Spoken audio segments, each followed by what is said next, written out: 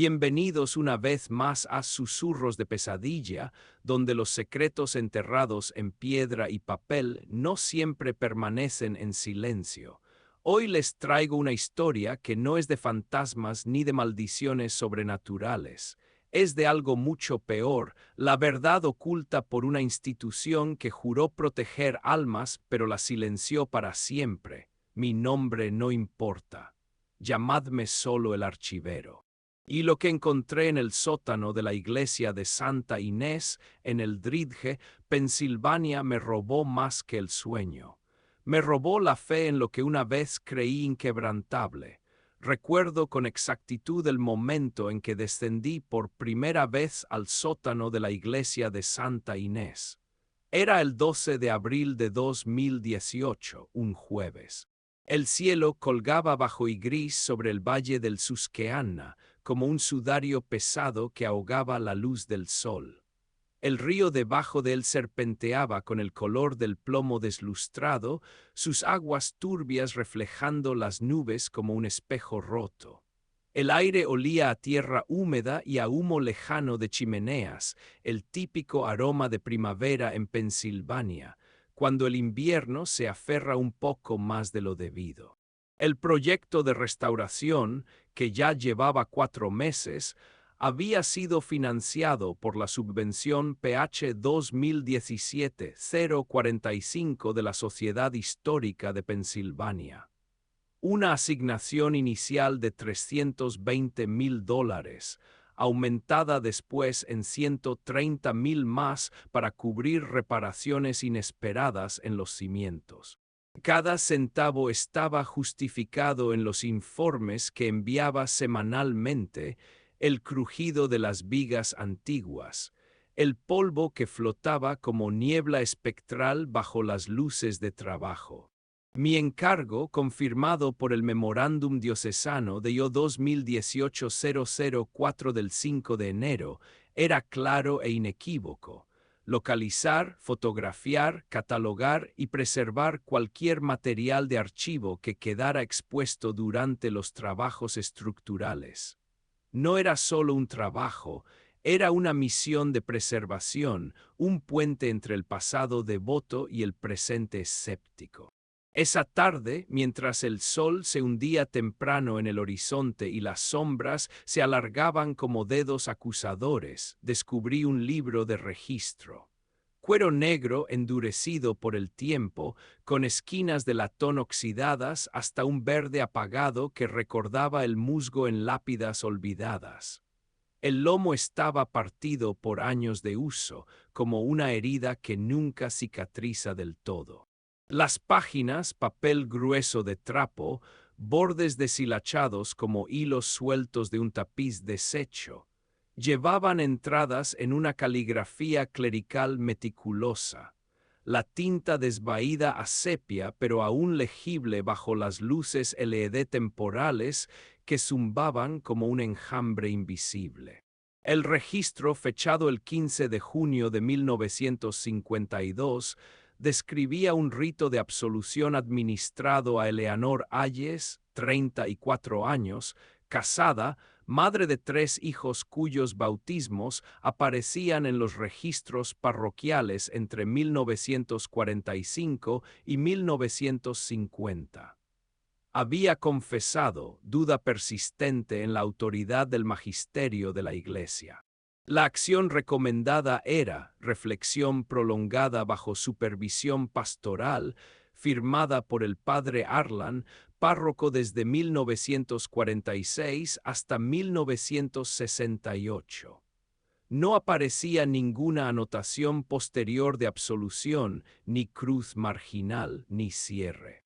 Eleanor Hayes desapareció de los registros parroquiales después de eso, sin enmienda matrimonial, sin entierro en el libro del cementerio, que se extiende sin interrupción desde 1887 hasta hoy, sin traslado documentado en los archivos diocesanos de migración. En ese momento, el hallazgo me pareció un eco distante, un susurro de burocracia olvidada. La registré como ítem AG 1887-112, Fotografié la página a 600 puntos por pulgada con mi Nikon de 850. Subí la imagen a la base de datos diocesana Argus, el sistema que, irónicamente, prometía transparencia eterna, y continué excavando entre las sombras del sótano. El aire era denso, cargado de un olor a moho y a incienso rancio que se filtraba desde arriba, como si la iglesia misma respirara sobre mí. Las herramientas de los obreros resonaban arriba, martillazos rítmicos, el zumbido de sierras, pero abajo, en esa tumba de papel y piedra, solo estaba yo y los secretos que el tiempo había intentado enterrar. 8 años después, en esta fecha, 22 de enero de 2026, mientras grabo estas palabras en el estudio silencioso de mi casa a las afueras de Harrisburg, con la lluvia golpeando la ventana como dedos impacientes, reconozco la verdad. Esas ausencias eran deliberadas. Formaban parte de una arquitectura silenciosa cuyo propósito no era la guía espiritual, sino la preservación institucional, la protección de la doctrina, la jerarquía y la autoridad a cualquier precio. El libro de registro no era más que el primer hilo. Cuando tiré de él, toda la tela comenzó a deshacerse, revelando un tapiz de sombras que aún me persigue en sueños. Mi participación formal con Santa Inés comenzó con aquel memorándum de enero, un documento seco y burocrático que aterrizó en mi bandeja de entrada como un veredicto inapelable. La diócesis de Harrisburg abarca 15 condados en el centro de Pensilvania, desde la frontera con Maryland al norte, a través de las crestas plegadas de los Apalaches, hasta los límites de los antiguos campos de carbón antracita, donde el humo negro de las minas una vez oscurecía el cielo como un pecado colectivo. Comprende 89 parroquias activas, 22 misiones y un puñado de edificios desacralizados construidos durante las grandes olas de inmigración irlandesa, alemana, polaca, italiana, que llenaron las fábricas y los patios ferroviarios a lo largo de los ríos Juniata y Susquehanna. Ríos que arrastraban no solo agua, sino también los susurros de los exiliados que buscaban salvación en la fe. Santa Inés, consagrada el 8 de septiembre de 1887 por el obispo Thomas M. C. Govern, fue construida con arenisca local extraída a 10 millas río arriba, piedras que aún guardaban el eco de las picas de los canteros. Su diseño seguía el estilo neogótico de la época. Arcos apuntados que se elevaban como plegarias hacia el cielo, nave abovedada de crucería que resonaba con los cánticos de generaciones, vitrales de Múnich que ilustraban el martirio de Santa Inés, la Virgen que enfrentó leones con una sonrisa serena, instalados en 1890 por $1,800 de entonces, una fortuna que los feligreses sacrificaron en ofrendas y promesas. La nave albergaba a 450 fieles. El transepto, añadido en 1923 tras una campaña de capital que recaudó $12,000 mediante bazares parroquiales y suscripciones de familias obreras, mujeres con manos callosas de las hilanderías, hombres con pulmones ennegrecidos por el carbón, servía como espacio adicional en las fiestas principales, cuando la fe se congregaba como una marea inevitable. El sótano constaba de 3 áreas distintas, cada una un relicario de olvido. Una sala principal de almacenamiento de 800 pies cuadrados forrada de estanterías de roble instaladas en 1938, estantes que crujían bajo el peso de décadas de polvo y devoción. Una sala de calderas de 200 pies cuadrados, convertida de carbón a fuel oil en 1955 y luego a gas natural en 1980. Una evaluación estructural realizada en octubre de 2017 por Geotech Associates de Camp y Informe GTA 2017-89 reveló asentamiento diferencial en los bloques de la cimentación, subsidencia atribuida a antiguas explotaciones mineras abandonadas bajo el pueblo, minas que una vez devoraron hombres como tumbas vivientes. Keystone Restoration Service obtuvo el contrato KRS 2018-012, ejecutado el 15 de diciembre de 2017, un acuerdo que prometía resucitar lo que el tiempo había enterrado.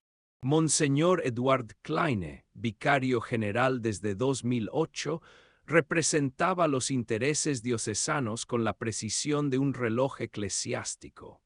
El padre Dominique Ale, párroco desde 2014 tras 8 años como vicario en San Patricio de Carlisle, donde había convertido almas perdidas en fieles devotos, gestionaba la coordinación diaria de la parroquia con una sonrisa que ocultaba las grietas de la fe moderna.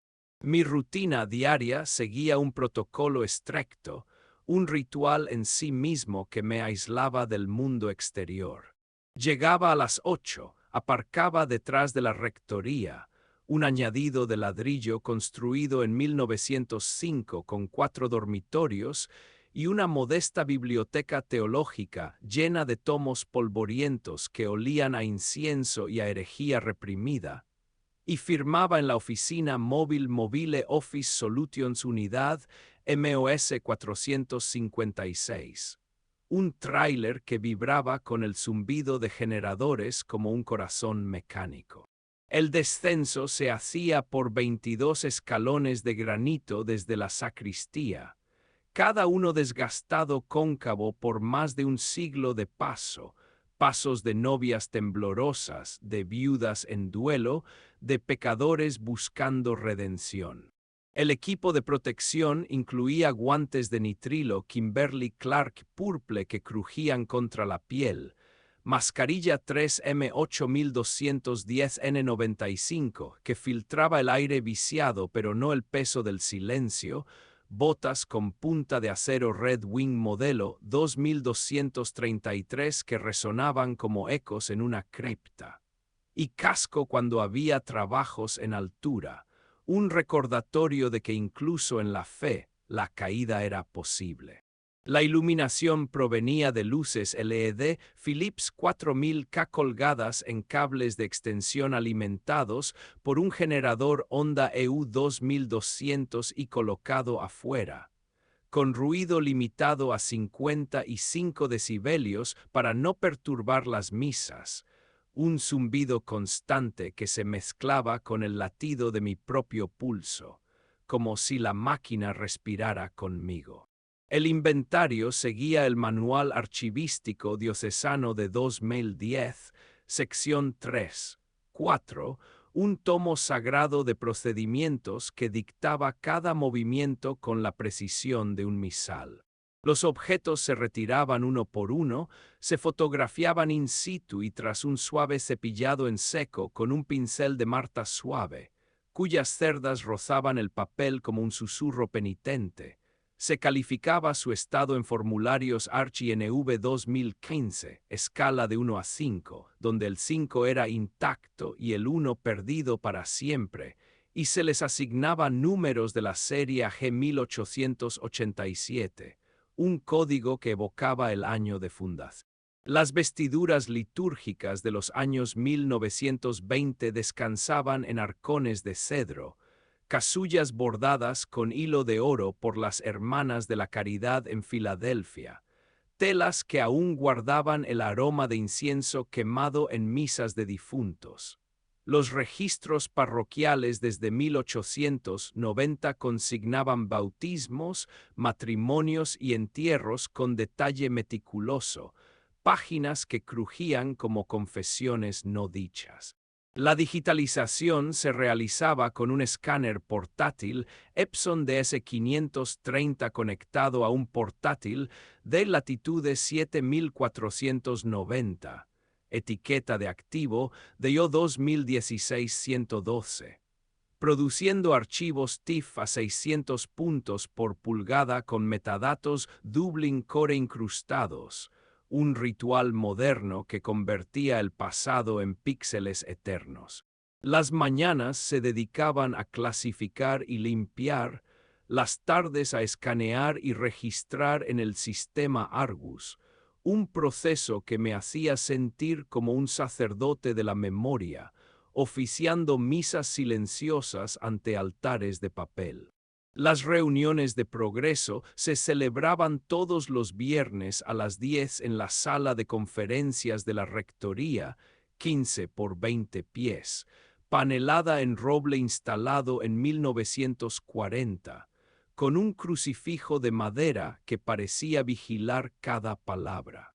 Los asistentes incluían al gerente de proyecto Thomas Reilly, con 25 años de experiencia en preservación histórica y una barba que le daba aire de profeta laico, Monseñor Kleine, cuya voz resonaba como un sermón contenido, el padre Ale, con su hábito impecable pero ojos que delataban noches de oración interrumpidas, y en ocasiones Laura Benson de la Sociedad Histórica de Pensilvania, una mujer de 50 años con gafas de montura fina y un. Las agendas llegaban por correo electrónico 24 horas antes a través del servidor diocesano Microsoft Exchange y trataban plazos, lechado de cimientos previsto para junio, un proceso que olía a cemento fresco y a promesas de estabilidad, partidas presupuestarias, mano de obra $200,000 para los obreros que sudaban bajo el sol de Pensilvania, materiales 150,000 para reforzar lo que el tiempo había erosionado, contingente. El 23 de febrero, por ejemplo, la discusión se centró en un fragmento de fuente bautismal de mármol de 1912, 8 por 12 pulgadas, con una grieta que parecía una cicatriz de nacimiento, enviado al Laboratorio de Conservación de la Sociedad en Harrisburg bajo número de seguimiento UPS 1Z4.567.890.123.456.789, un código que se repetía. La vida parroquial continuó sin interrupciones aparentes, un tapiz de rutina sagrada que se tejía día a día. Las misas entre semana a las 8 de la mañana atraían una media de 50 asistentes, trabajadores de fábricas con manos manchadas de aceite, madres con niños inquietos en brazos. A las 5 de la tarde 30 fieles más, sombras alargadas por el atardecer que entraban buscando consuelo en la penumbra. Las confesiones se escuchaban los martes y jueves de 6 a 7 en la sala de reconciliación, siguiendo el rito prescrito en los cánones 959 al 997 del Código de 1983. Un espacio confinado donde el aire se cargaba con el peso de pecados no nombrados. El padre Ale aparecía en el sótano la mayoría de las mañanas alrededor de las 11, a menudo relatando historia local con la pasión de un predicador, la inundación de 1937 que destruyó los bancos originales, obligando a una colecta comunitaria que recaudó $5,000 de bolsillos humildes, un acto de fe que reconstruyó no solo madera, sino espíritus rotos. La diócesis misma mantenía una estructura rigurosa, un andamiaje invisible pero inquebrantable. Auditorías anuales del Consejo de Finanzas bajo el obispo Ronald Gainer, nombrado en 2014 y conocido por su mano firme en tiempos de escándalo. Procedimientos tribunalicios para casos matrimoniales y dispensas que se resolvían con la precisión de un veredicto papal. La autoridad descendía en progresión ordenada, desde los dicasterios de la Santa Sede a través del obispo hasta los párrocos, Cada decisión documentada, revisada y preservada en carpetas que olían a tinta fresca y a secreto eterno. Era un sistema en el que había confiado implícitamente, un baluarte contra el caos del mundo, hasta que el sótano de Santa Inés comenzó a susurrar verdades que ninguna autoridad podía silenciar. Las primeras irregularidades aparecieron casi de forma imperceptible, como grietas en una fachada de piedra que al principio parecen solo vetas naturales.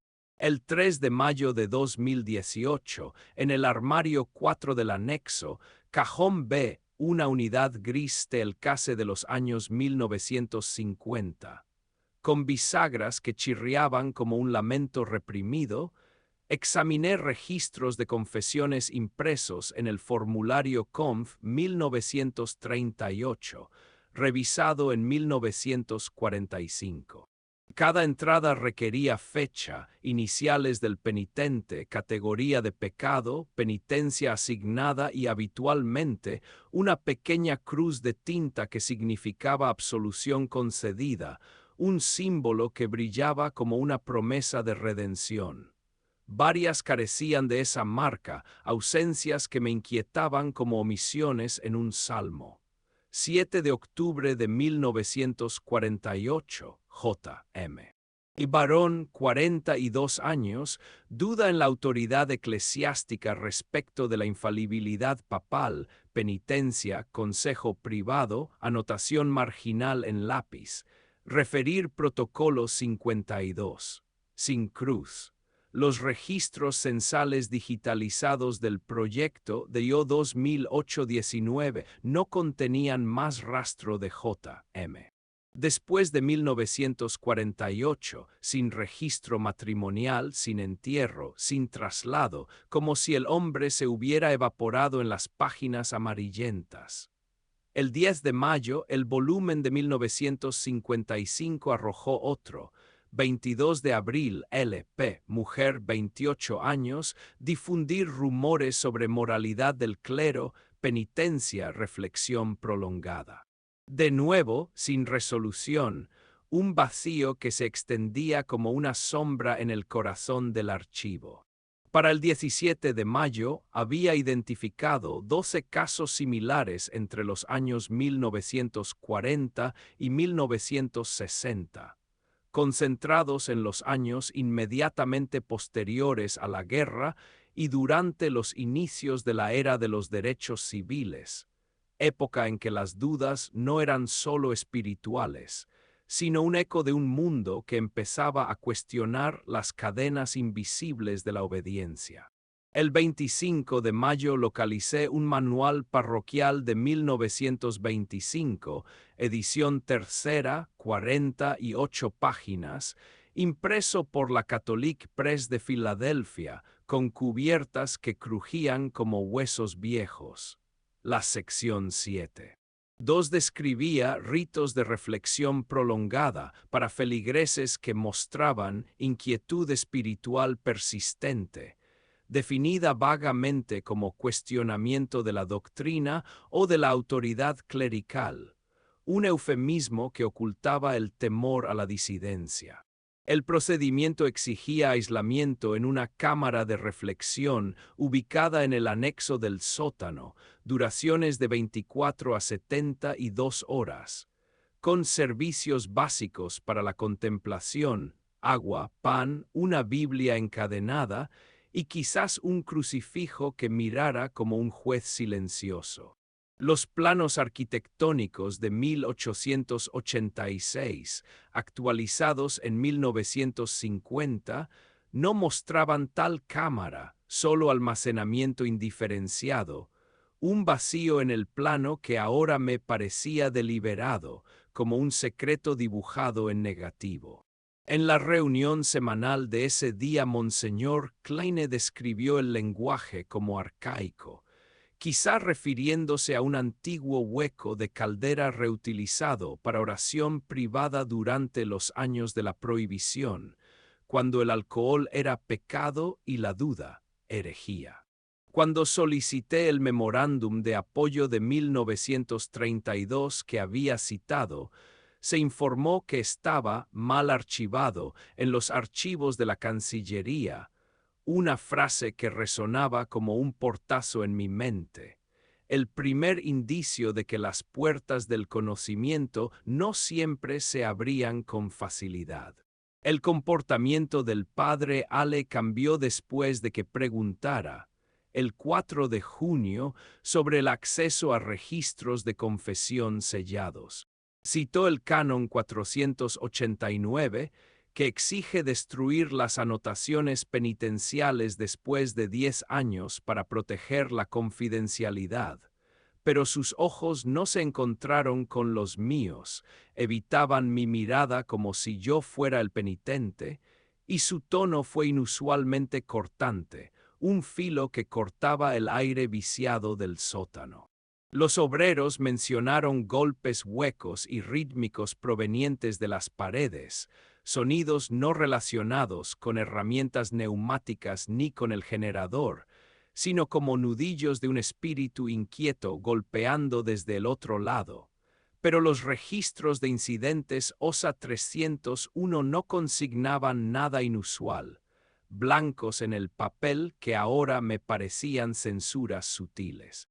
El 20 de junio la puerta del anexo estaba entreabierta, aunque yo la había cerrado con llave la noche anterior. Una pila de boletines parroquiales de los años 1960 yacía esparcida por el suelo como si hubiera sido examinada apresuradamente, páginas arrugadas que susurraban secretos a medias. El 22 de junio descubrí un memorándum fechado el 15 de marzo de 1972 del obispo Raymond Coulter al padre Elias Grant, implementación del Protocolo 52 procediendo según lo ordenado. Todos los participantes serán documentados bajo clasificación R7. La discreción sigue siendo primordial para proteger al rebaño. El término Protocolo 52 no aparecía en ningún índice diocesano en línea, que contenía más de 50.000 entradas desde 1847, un mar de datos que ahora me parecía un océano diseñado para ocultar naufragios. Una consulta a la Cancillería devolvió una respuesta estándar, obsoleto, archivado fuera de sitio, palabras que se repetían en mi mente como un mantra de evasión. Para finales de junio había documentado 18 feligreses que desaparecieron de los registros tras confesiones de duda, junto con 7 referencias separadas a cámaras de reflexión entre 1925 y 1965, cámaras que, en mi imaginación, se llenaban de ecos de oraciones no respondidas y de sombras que se alargaban con cada hora de aislamiento. El archivo, antes un modelo de orden meticuloso, con estantes que se alineaban como soldados devotos, ahora revelaba lagunas intencionales, huecos que sangraban silencio y que me hacían cuestionar no solo el pasado, sino mi propio rol en su preservación.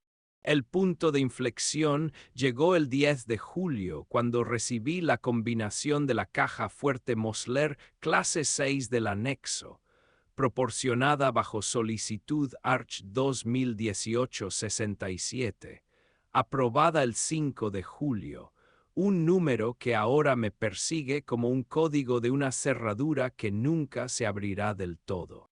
Dentro había 12 diarios encuadernados en tela negra mantenidos por el padre Arlan de 1946 a 1968, tomos pesados que olían a tinta seca y a secretos rancios.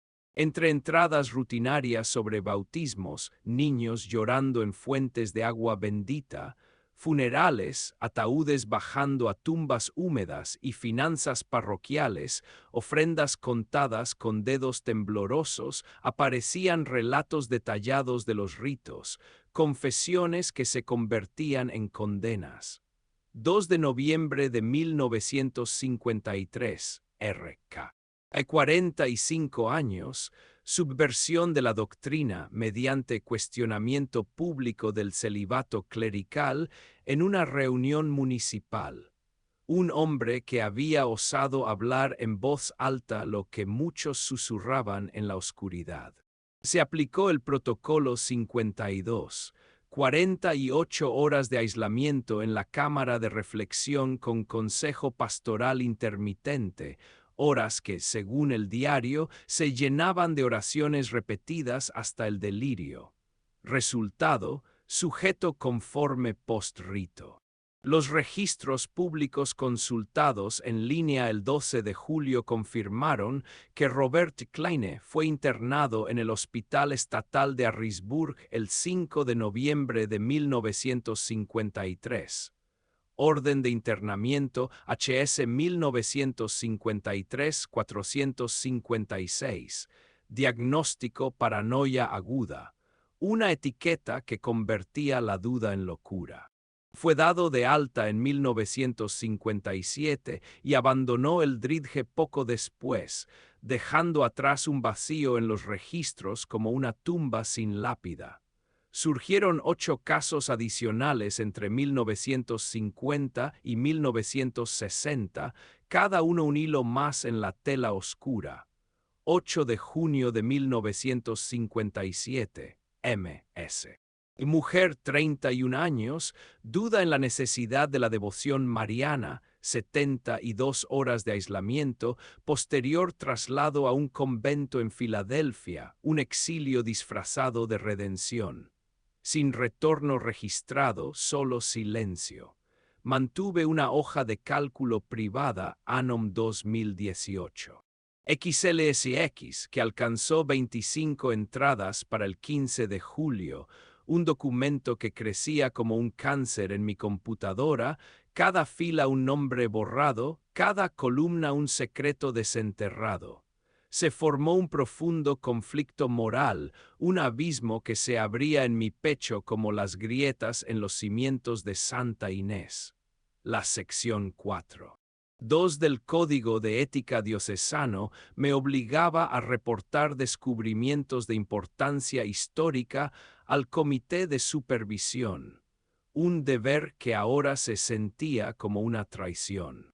Sin embargo, la evidencia acumulada sugería que ritos religiosos se habían empleado para suprimir disidencia, con períodos de aislamiento intersectando procedimientos de internamiento psiquiátrico prevalentes a mediados del siglo XX, tratamientos que convertían la fe en arma, la duda en enfermedad. El 15 de julio telefoneé a la doctora Margaret Voss, historiadora de la Sociedad Histórica de Pensilvania, una mujer cuya voz al teléfono era un bálsamo de racionalidad en medio de mi creciente pánico. Su voz se mantuvo firme al otro lado de la línea, un ancla en el mar de mis dudas. Muchas diócesis durante la Guerra Fría enmarcaron la disciplina interna en términos terapéuticos. Observó, refiriéndose a un estudio de 1985 publicado por la Asociación Histórica Católica Americana sobre intervenciones pastorales en medio de ansiedades anticomunistas. Un libro que pedí prestado esa misma semana, sus páginas amarillentas confirmando mis peores temores. Me instó a proceder con cautela y documentación exhaustiva antes de cualquier revelación formal, su consejo resonando como un eco de advertencia en el sótano vacío. El expediente creció de forma constante, un monstruo de papel y tinta que se alimentaba de mis noches en vela. Fotocopias discretas de páginas de diarios hechas en la máquina Xerox de la parroquia, donde el calor del rodillo parecía quemar mis dedos. Registros de admisión hospitalaria obtenidos mediante solicitudes de derecho a saber de Pensilvania RTK 2018-045 a 052. Documentos que llegaban por correo como K. Cada noche, en mi apartamento alquilado en Maple Street en el Dridge, un espacio estrecho con paredes que crujían como confesiones no dichas, revisaba los materiales bajo la luz fría de una lámpara de escritorio, el zumbido del ventilador mezclándose con el latido de mi pulso acelerado. El sueño se volvió intermitente, fragmentado por visiones de cámaras oscuras y nombres que se desvanecían. Aparecieron dolores de cabeza por tensión en mi registro personal, pulsaciones que me recordaban el ritmo de un corazón eclesiástico latiendo en secreto. La autoridad que una vez me había resultado tranquilizadora, un faro en la tormenta de la duda moderna, ahora se revelaba como un aparato de control, eco en el énfasis invariable en la obediencia durante las ceremonias de confirmación, niños recitando votos con voces temblorosas, en el carácter confidencial de las sesiones de consejería clerical, donde los pecados se absorbían como ofrendas en un altar invisible. El 20 de julio localicé una carta de 1962 del padre Arlan al obispo Coulter. 3 casos resueltos este trimestre sin incidente externo. Se recomienda continuación del Protocolo 52 para contrarrestar influencias modernistas, palabras que se clavaron en mí como espinas de una corona de espinas moderna. Las clasificaciones adjuntas dividían resultados. R7 para resolución interna, un eufemismo para silencio impuesto, R8 para derivación médica, puertas de hospitales que se cerraban como tumbas. 3 entradas R8 correspondían a internamientos en hospitales estatales, destinos donde la fe se convertía en diagnóstico y la duda en delirio. La revelación ocurrió el 3 de agosto durante una reunión privada con Monseñor Kleine en la oficina de la rectoría. Un espacio que olía a cera de vela y a libros antiguos, con un crucifijo de madera colgando sobre nosotros como un juez silencioso. Un escritorio de nogal de los años 1890 se interponía entre nosotros, su superficie marcada por años de firmas y juicios. Estanterías de volúmenes de derecho canónico cubrían las paredes, tomos que parecían vigilar cada palabra no dicha. Presenté un archivador con 150 páginas de documentos copiados y análisis, páginas que temblaban en mis manos como hojas en una tormenta. Leyó en silencio durante 30 minutos, su rostro impasible como una estatua de mármol. Luego dejó las páginas a un lado y se quitó las gafas con deliberada lentitud. El Protocolo 52, explicó, había sido instituido en 1947 por el Consejo Diocesano bajo el obispo Francis Brennan, un hombre cuya sombra aún se extendía sobre la diócesis como un manto de ortodoxia inflexible. Autorizaba ritos terapéuticos para feligreses considerados en riesgo de defección espiritual durante la Guerra Fría temprana, cuando los temores a infiltración atea eran agudos y la fe se veía como un baluarte contra el comunismo que devoraba almas en Europa.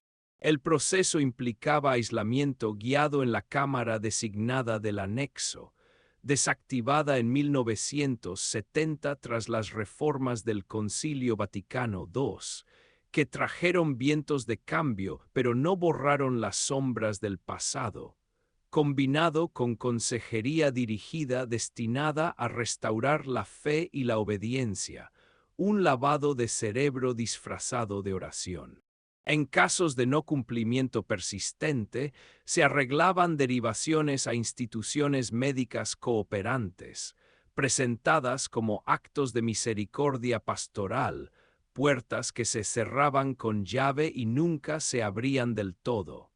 Más de 40 ritos de este tipo fueron documentados entre 1948 y 1968, números que se clavaban en mi mente como clavos en una cruz. Los resultados incluían reafirmación supervisada, almas quebradas soldadas de nuevo, reubicación a otras diócesis, exilios disfrazados de transferencia, tratamiento institucional, cámaras blancas donde la duda se ahogaba en medicinas o, en 3 casos, retirada voluntaria de la comunidad sin explicación, sin certificados de defunción correspondientes en los registros del condado, nombres que se evaporaban como humo de incienso. La Iglesia siempre ha protegido a su rebaño, afirmó con calma, invocando el canon 1752. La salvación de las almas como ley suprema, una ley que ahora me parecía una cadena.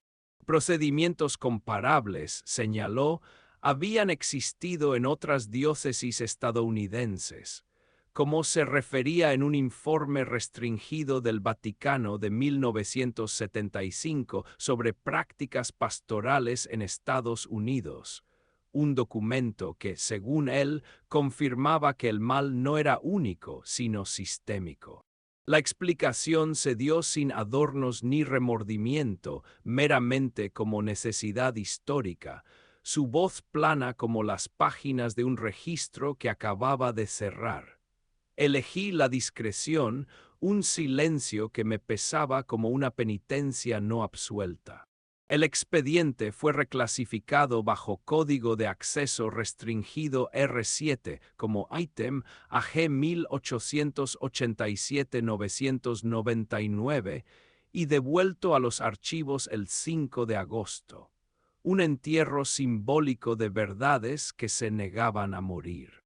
La restauración concluyó el 15 de septiembre de 2018 con una ceremonia de rededicación presidida por el obispo Gainer ante 200 feligreses.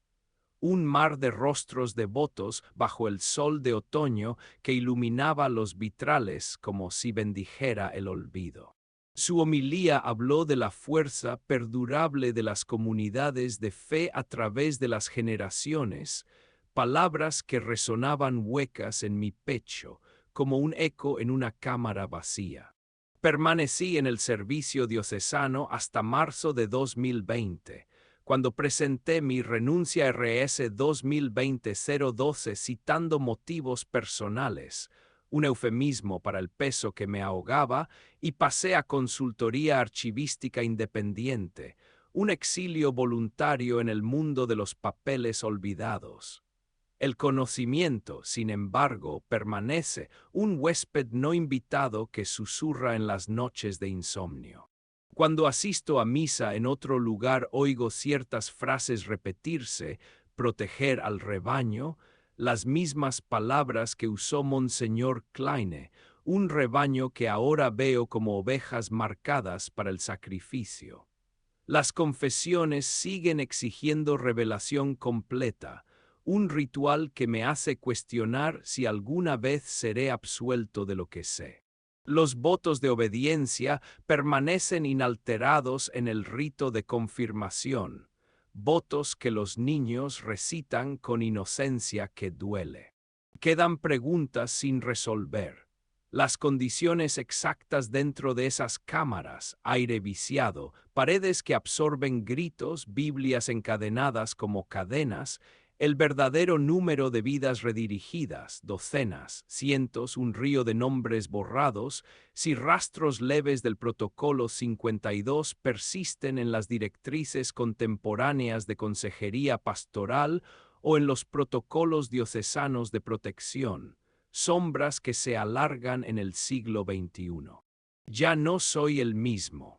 La autoridad, antes fuente de estabilidad, un faro en la tormenta de la duda moderna, ahora se presenta como un velo cuidadosamente mantenido que oculta el precio exigido por la conformidad, un precio pagado en silencio y en sombras. En momentos de quietud, cuando reviso notas antiguas y archivos encriptados en mi computadora, archivos que protejo como reliquias prohibidas, pienso en los nombres ausentes, Eleanor Hayes, J. M. R. K. Y las docenas más, cuyas historias fueron absorbidas en el silencio de la institución, dejando atrás solo el eco más sutil de lo que se hizo en nombre de la salvación. Un susurro que, como los míos en este podcast, se niega a ser silenciado por completo. Si esta historia te ha dejado con más preguntas que respuestas, si alguna vez has sentido que las paredes de una iglesia guardan más que oraciones, comparte tu experiencia en los comentarios abajo. ¿Has encontrado secretos en archivos antiguos? ¿Has oído susurros en lugares sagrados? Suscríbete a Susurros de Pesadilla y activa la campanita para no perderte más revelaciones que te quitarán el sueño. Y recuerda, en los sótanos de la fe, lo que se esconde a veces es peor que cualquier demonio.